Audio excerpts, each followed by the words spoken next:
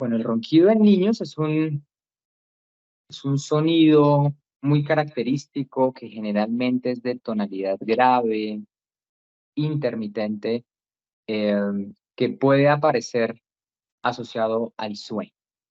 El sueño durante el día o durante la noche se puede acompañar de un estímulo sonoro, de un sonido que se produce, que generalmente es a causa del colapso de las paredes de algún continente, ya sea la cavidad nasal, la cavidad oral, la garganta o el cuello. Yo creo que todos hemos tenido relación con el ronquido. Hemos visto ver, por seguro, a un adulto roncar y a nuestros niños también.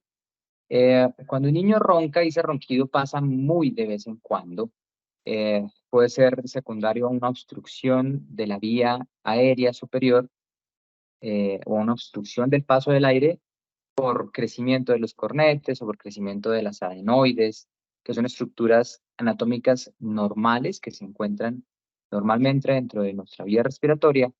eh, y si esto sucede de forma muy frecuente, pues no hay de nada de qué preocuparnos. El problema es cuando el ronquido aparece de forma recurrente, es constante y se presenta la mayoría de las noches.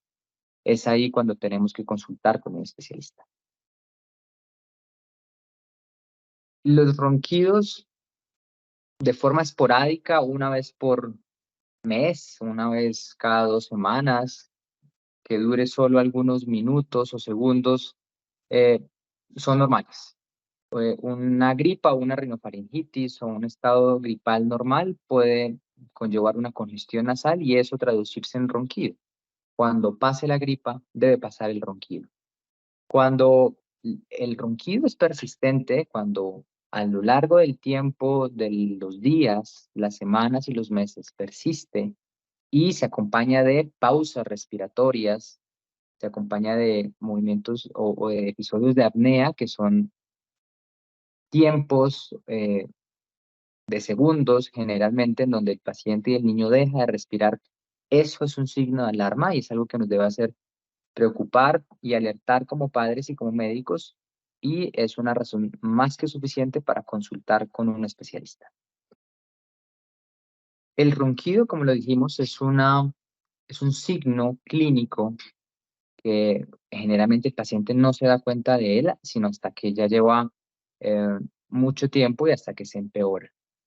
Quienes se dan cuenta del ronquido es el acompañante en el caso de los adultos y en el caso de los niños, los padres. Cuando los papás se dan cuenta que el ronquido de su hijo es de forma persistente durante varias semanas o meses, generalmente conlleva mayores problemas. Uno de esos problemas es la apnea del sueño. Hay muchos ronquidos que pueden estar asociados a la apnea del sueño. La apnea del sueño es básicamente este estado de desaturación y pasar tiempo durante el sueño sin respirar.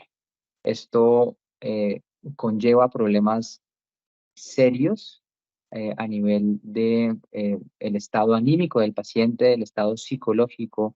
La calidad del sueño se ve seriamente disminuida y entramos a un capítulo importante en pediatría que es la apnea del sueño, algo que requiere un diagnóstico oportuno y un tratamiento multidisciplinario, no solo por otorrinolaringólogos y otorrinos pediatras, como lo somos nosotros, sino generalmente requiere la intervención de otros especialistas, neumología pediátrica, somnología, neurología pediátrica, para poder establecer la etiología y un tratamiento adecuado.